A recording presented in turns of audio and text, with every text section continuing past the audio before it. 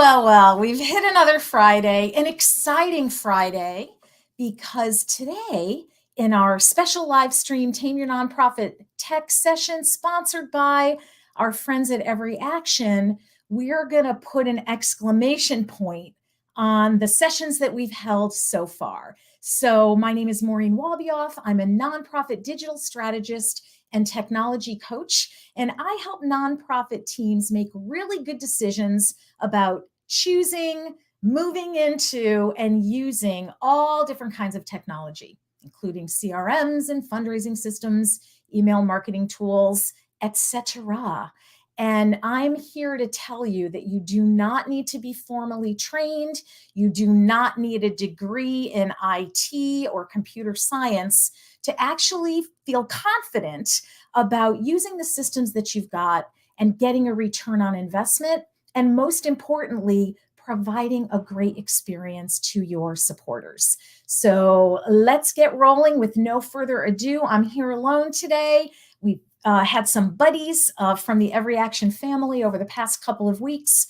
On the 3rd of June, our first session, we started with a high-level strategic conversation with Jamie Muller, who's the Vice President of Partnerships at Every Action and Bonterra. And we really spent 30 minutes digging into the why.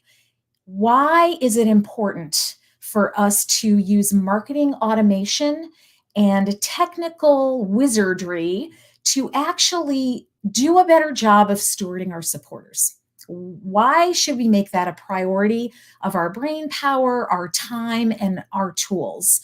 And at the end of that 30 minutes, we landed in a place that really made the case to you, your boss, your board, about why it's important for us to work smarter and provide a high touch experience to our supporters. It's going to keep our supporters close to us longer. It's going to give them the experience that we want to give them. And as our program grows, we don't necessarily need to add a ton of staff to actually make a nice steward program for our current supporters and help our team know what they're supposed to do. When we met last week, which was a super fun session with Caitlin Lee, who is a workflow and automation journey expert who helps nonprofit teams set these things up, kind of plan them out, think about them strategically. And then we watched her set up 3 different workflow automations, and we only met for 30 minutes. So my hope is that the takeaway from that session was this does not have to be a big deal. It isn't something that's going to take 6 months for you to set up and run, and it can be as effective for your supporters to be part of these workflows as it is your own team. So we watched her set up a new email subscriber welcome series right on the screen, drag and drop, build that email right in the tool. It was awesome. We then saw her set up staff notifications. So when someone makes a gift over a certain amount, I think it was $500 that we were playing with, a staff person on your team gets an email. They don't even have to log into your tool. They get an email that says, this person just made a gift of X, and you need to send a personal thank you note. One would hope that that staffer would then record the fact that they sent that personal thank you note on the supporter's record in your database, but I digress. There's always these little loose ends that we have to consider. So we talked strategy a couple weeks ago. We got super practical, saw it on the screen last week. And this week, I'm going to be doing some coaching with you for the next 20 minutes or so to help you for realsies take the strategy, take the tools, and create a new donor welcome series for your brand new supporters. I've got a worksheet that I'll be popping the link in a couple of minutes so that you can download that. 4 pages with instructions. We're going to walk through how to use it together today. And I am open for comments, questions. I'll do my best to keep my eye on 17 places on the screen while we do this together today. So let me add the slides and we're going to walk through this. So this is the third of 3. Our special Every Action sponsored sessions cease today. It's been super fun to plan and execute this with those folks. So I want to give a shout out to my Every Action buddies over there. So we're going to spend just a couple minutes. This is all it takes for you to actually plan what you're doing, who it's for, set up a little action plan, and actually build this thing out. So with no further ado, let's get into it. Little pitch for this free planning worksheet. The link is there on the screen. It's a nice short bit.ly link, new donor welcome. And you can use this same planning approach, the same worksheet for other automated messages, journeys, marketing automation that you might have some ideas about executing inside your organization. So even though this says new donor welcome series up at the top, you can ignore that and maybe use it for people who have just become a monthly donor, or people who have hit a certain giving level in your organization, or new volunteers. There's like no end of the use cases that we can use this for to make our lives easier. And again, make our supporters, volunteers, and other constituents feel recognized and appreciated. So to level the playing field here, we all have this on our list, right? I've had this on my list for new email subscribers for a while now for my own business. So I get it. Hard to make time, make it seem like it's going to be a big deal and take a ton of resources and brain power. Doesn't have to be that way. So most of us, big org, medium org, little org, lots of money, lots of staff, no staff. Everybody's like, yeah, that would be a real great idea to set up a new donor welcome series. And that's sort of where we stop at the concept of, I understand strategically that this is something that would benefit me and my supporters. This is how we want our new donors to feel, right? Like, welcome to the family. We see you. We appreciate you. Come on in and stay forever.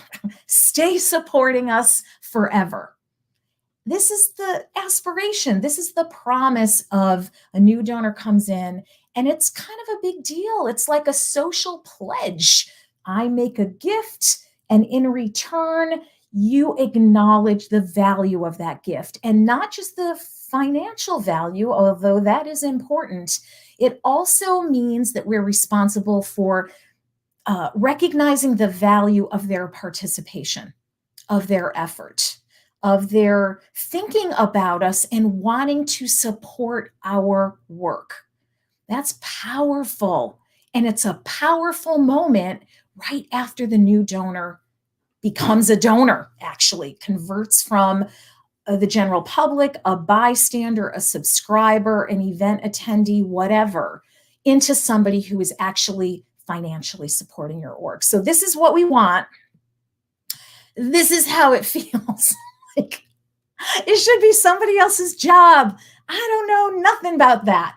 And what I'm here to tell you is that we're going to take you from feeling like this to feeling like super confident in just the next few minutes.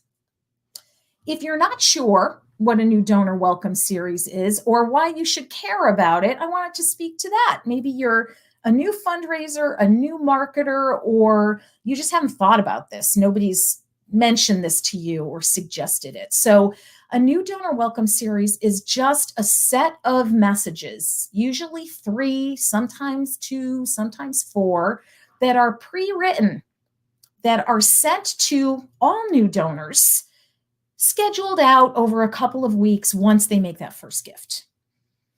Showing recognition and appreciation to these people right after they've made their gift is the most powerful way for you to increase retention. Now, maybe people will stick around with you for a year, 2 years, 10 years. If you're doing, let's say, a light job of stewarding them over the time of your relationship with them.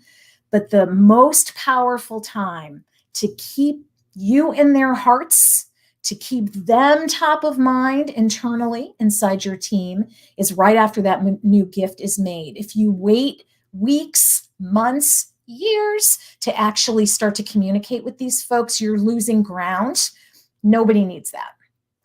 And supporter journeys, as we've heard and as you may have seen, are so hot right now. Everybody's talking about marketing automation, constituent journeys, workflows, decision trees, series. So now is a good time to sort of jump on the bandwagon, especially if you want to get stuff set up and tested before end of year giving season, when hopefully lots of new donors are going to be entering your systems. Most of the tools that we use, no matter what you're paying for them or what they're called, can serve up a personalized experience. And again, it's that fair exchange. It's that social contract. You see me as a new donor, and you're making an effort to keep me happy, keep me close, help me know what you're doing and what you want me to do next. That's always the trick, right? Is what's the next call to action with folks? Common supporter journeys might look like this. Here's our person, and they are a donor. The journey for this donor would be retention, perhaps upselling, get them to make a second gift, get them to become a monthly donor. Real easy. If this person is an advocate, they take political action, they send letters or they tweet their elected officials on a local, state, national basis. What do we want them to do next? We might want to convert them to become something else too. Hey, still become an advocate, still stay close to our grassroots organizing work. But we also might want you to become a volunteer or attend an event or become a financial supporter. And then for folks who are volunteers, what do we want them to do? We might want them to become a donor. We might want them to spread the word to others of their friends or contacts who might also want to support us in some way. Maybe open a peer-to-peer fundraising campaign on their birthday or something like that. So no matter where people are in the what I do for this organization matrix, there are always things that you can ask them to do next. And often we don't do a great job. We're just super psyched they're here and they're doing something. I'm here to tell you that the way to deepen your relationship with these folks is to inform them, inspire them, and then ask them to take another action. I focused today's session on new donors because this is the one that people are like, well, we want everybody to become a donor. So when someone starts as a donor, I'm not so sure what I'm supposed to be asking them to do. And we're going to break that down. And yes, you're going to ask them to make another gift. So I want to just level the playing field here and say it is not wrong when someone comes in as a new donor to ask them to give again. Some studies show, and this has been around for a decade, that the best time to ask somebody to make a gift, second gift, is pretty close to when they made their first gift. Your mileage may vary. You may need to test this, but stats do show that it does not hurt to ask again. You're not turning anybody off. You only need 4 things for an effective new donor welcome series. You need a real person to serve as the sender. We're going to go into each of these 4 a little bit more deeply. Second thing you need is an effective message content. You need to be sending good stuff, not just like something that you dashed off in a minute and a half, like, hey, thanks for your gift. Hey, learn more about us. This is going to take a little thought, but the good news is you probably have some of this content already on hand. You need thoughtful message timing. This is another thing that can stop us in our planning tracks, where it's like, how many messages are too many? How many days should we have in between? How long should this whole series run? I've got advice for you. And then you need the right technology. You need the right systems that are going to actually let you set this stuff up. No matter what you're using, 99% of you who are watching this live or recorded have the tools that you need to make this work, to take it from Aspirational. Wouldn't it be great to look what I did and look how it's performing? First thing is a real person to serve as the sender. So let's talk about that a little bit. You got to put a face to your organization. It's not thank you from the Society for Prevention of whatever, whatever. It's from Bob. It's from Jerry. It's from a person. It helps to begin building that personal relationship. You want to switch the thought on the donor's mind from I support this relationship, anonymous, sort of faceless org, to Mary's paying attention to what I'm doing. Mary's stewarding me. I got a relationship that I'm building with Mary, who is representing this organization. The lucky sender doesn't matter. It just needs to be a person. And some teams do make up a fake person, right? It's Sarah, volunteer manager, but it's not really a staffer. Fine if you want to go that route. Just remember that you develop this persona and continue to use it. Could be your development director, volunteer manager, executive director, board member, someone you're helping, someone who's benefited by your work. Use a real picture and a signature in the email messages. These are the most effective.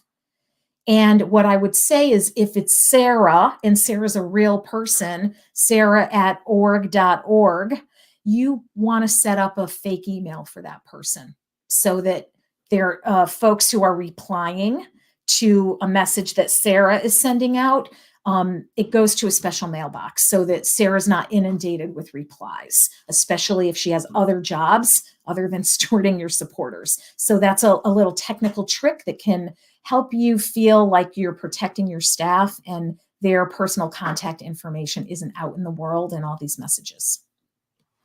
Got some examples from you for you today. National Center for Lesbian Rights sends a beautiful video. This is their first email message that they send out. And you can see on the other side, again, a personal signature. You've got what feels like a very one-to-one email message. And that's the trick. You've got to write these things and assemble this content like it's from me to you. That's the trick to making this work.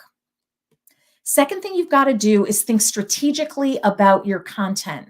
What should be in each one of these messages? And you'll see in the worksheet when you grab it, and you can see on screen that I like to recommend, especially when we're just first starting out, 3 message series, 4 if you count the autoresponder. Message number 1, when I make a gift online, I should get an autoresponder that is personal, that starts that communication off with recognition and thanks. You have this probably now, but it's probably very transactional. Dear Maureen, thanks for the $50. Please give again at the end of the year, whatever it happens to be. Thank you again. It's just very like you gave us money and we got that money. We want to look at that message and we want to level it up. Want to polish it up and make it more personal. So you already have one of these messages. Message 2 is a broader welcome. Welcome to our community. And I think you should use content from your highest performing messages over the past couple of years. Look and see what articles, what appeal language, what information you sent out to folks regularly, like in your newsletter or in an appeal that got lots of clicks and opens. And you want to take it and use it for message number 2 because it resonated. You've already got proof that people liked it and maybe were moved by it in some way. You want to make sure that you're sharing some basic information about the organization, maybe impact of your work, your mission. Let them in a little bit more closely. And the ask, the call to action, because every one of these messages needs one, is to follow us on social media. Something easy, something free.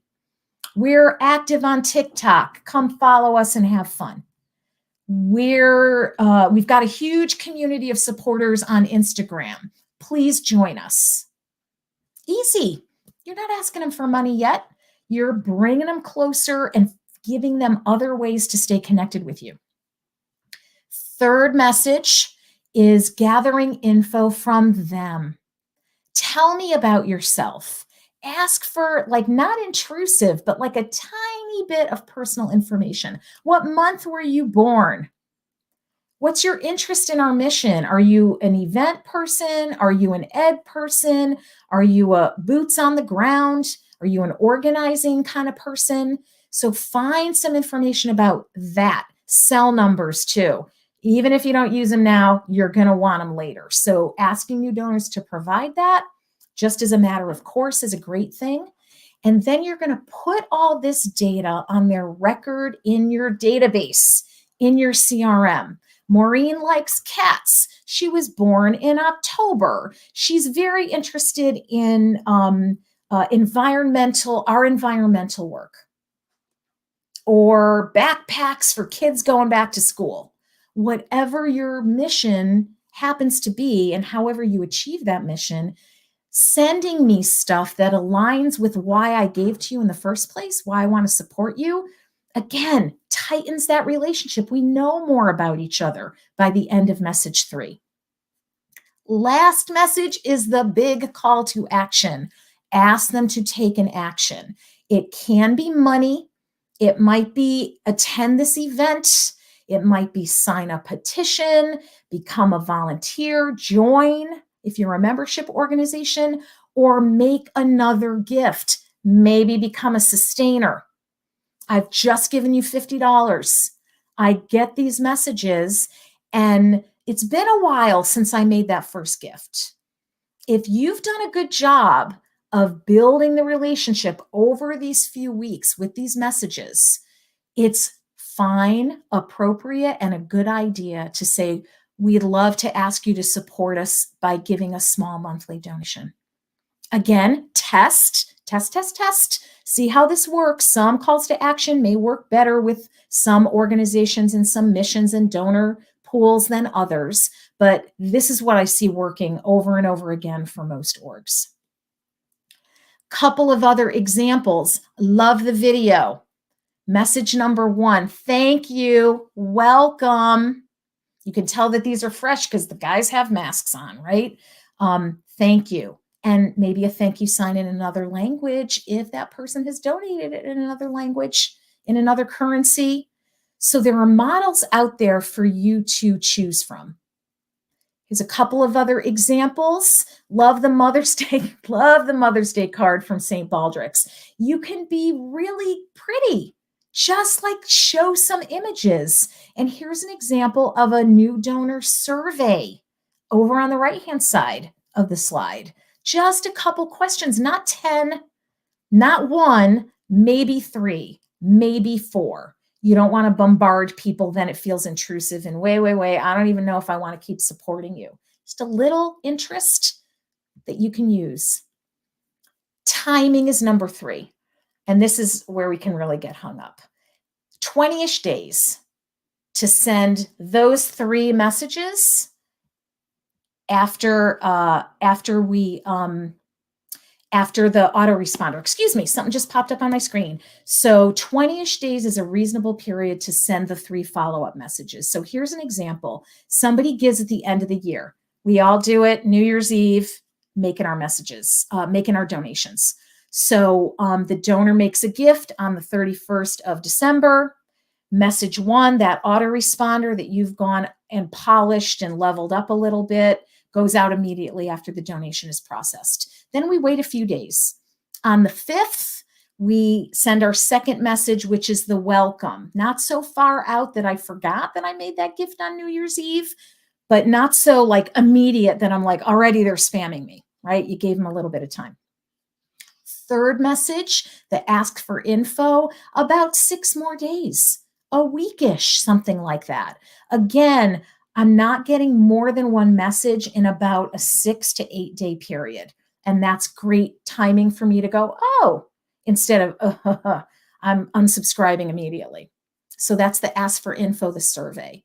And then message number 4 is about another 6 days or so after that. Call to action, make a gift, sign up for an event, attend a webinar, whatever it happens to be. Some organizations take the step of suppressing people from other messages, like appeals or e-newsletters while someone is in an email welcome series like this. But it's okay if you don't, unless you're sending 1,000 messages that these folks might also get on the same day. We've got a couple questions in here. Would you repeat the bit.ly? It's not working for me. Probably operator error. Yes, Martina. I'll pop that link in just a sec. Flora asks on Facebook, how do you feel about asking for demographic information about your donors? Is that appropriate to ask for in the context of a series like this? Yes, Flora. So you probably collected some demographic information when the person made the gift, right? Depending on your system and what's required, usually you do want street address, billing information for my credit card or my payment method. Billing address, city, state, zip. I've probably given you all of that stuff when I made the donation. But if you didn't collect that information, yes, Flora, I would add that to that donor survey. Try to make sure that you've got as much populated information for basic demographics. Again, phone number, maybe communication preference, stuff like that can also be really helpful to ask. Number 4, the right tech. This is where it can feel complicated. You need 3 things. Sometimes it's all in one. Sometimes they're separate. Can manage them. If it's separate, you just have to plan it. A survey tool to create that new donor survey. An online donation system, right, to make sure that you're actually taking money online that can trigger this series to start. And then your email tool, which I know all of you have, at least one of probably. So these are really the building blocks that you need to set up to make this simple new donor welcome series fly. Look at a workflow for a typical nonprofit, right? Starting in that upper green box on the left-hand side, Mary makes first gift. Drop down to the blue, Mary's data goes into your email system. Autoresponder 1 gets sent. Then message 2 gets sent out of your email system. Message 3 is sent with that survey, and the survey data goes onto her record. And then message 4 is sent. So if you need to map it out like this, sometimes Post-it notes are really great to stick on the wall and just reorder things before you actually start building them. I've got a couple of other inspirational models for you. These are not for you to like straight up copy, but there's some really good stuff out there that we can use and like reflect how might we adopt a piece of this for ourselves. And then I'll get back to some questions. Okay, so here's an example from UNICEF. Donation autoresponder. It's a picture. It's probably built in Canva, right? This makes me feel some feelings if this is what hits my inbox as soon as I make my first donation to your organization. It's about a feeling thing, and it's purely focused on thanks and welcome. Second message, a bit more about us. Here's a great example from Build On. Not a charity, we're a movement. Great tagline. Short, skimmable info. A couple of links to take action. And the image makes me feel like I'm part of this team. Hard work, hope. Images are really important in these messages, and you can see we've got social media links at the bottom of that message, making it really easy if I'm a Facebook person for me to connect with you over there. Another example of a second message is a video, hope and justice. The video is like, I don't know, 25 seconds long, super inspiring. It's a really nice balance of continued thanks and providing information. And it's really light on text compared to the images.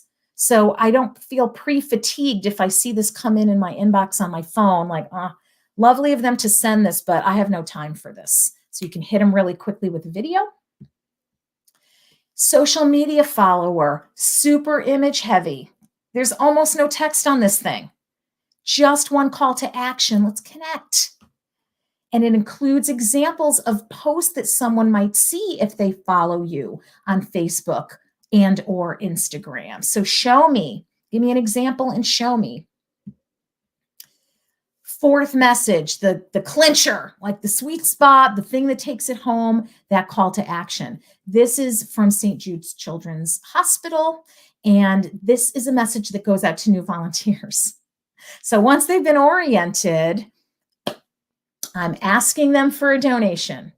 It's a special appeal to new volunteers who have not given a gift. It doesn't hide the fact, it's not sneaky about like, look over here at this cute kid. And by the way, like support us. It's right up front with confidence. And it's got a very short sentence that conveys impact. Your generosity makes a difference. You've got this stuff buried in old email appeals and newsletters, maybe even website content.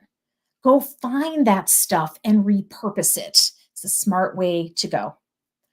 A couple of key takeaways here. New donors always expect to be welcomed, so do not let them down. Technology allows us to give a high-touch experience at scale, and retention rates go up when you steward your donors, particularly when you start right away. So there is no time to lose. It's really important for you guys to do this. Again, that planning worksheet, I'm going to pop the direct link from my website into the chat in just a second. And again, don't forget that you can actually use this model for other welcome series and other stewarding opportunities. Couple of last pep talky things for you. Do your best to suppress these new donors from other email messages, but don't panic if it's hard or you can't. Just roll with it. If you can only send the autoresponder and 2 other messages, great. It's better than sending nothing. So don't sweat it if you don't have the capacity, the bandwidth, whatever, to actually pull off the 4-message series. Just do your best. And as I've just said, find ways to use the information you've gathered in the survey or in this series to personalize and conditionalize content that you are sending to them. It's going to make your click rate go up, make your messages go more into the inbox instead of the promotions folder, and your supporters will want to hear from you. They'll look forward to it. They'll interact with your messages better. So this is our slideshow. I'm going to remove this. I am going to pop that link in right now. New donor welcome series planning worksheet. Here we go. Pop that into the comments. And I'll also like fly around to all my channels and we'll make sure that I post that specifically Facebook, LinkedIn, and on my YouTube channel. So hopefully you can avail yourselves of that, share that around. I want to wrap by saying this has just been a really great opportunity to go a little deep on one topic. Typically, you know, every Friday I've got a different person here working with me and we're talking about a thing, a shiny thing, a strategy thing, how to clean up your data kind of thing. And it has just been so wonderful to partner with Every Action and serve up the right 3 legs of the stool to be able to really, really, really make sure that you are using the tools that you have to be able to raise more money, raise more awareness, strengthen your organization, and grow without needing to add more to your team, which is something we're all paying attention to these days. So I want to thank everybody for participating in 1, 2, or 3 of these sessions. Shout out to Every Action in Bonterra one more time. And tune in next week for a pre-holiday edition of another Back to Business Tame Your Nonprofit Tech. So thanks, everybody. I hope you have a wonderful weekend. If you've got questions, please add comments, and I will circle back over the next few days and make sure that I get answers to your questions. So thanks, everybody. We'll see you soon. Have a good rest of your day. Bye, folks.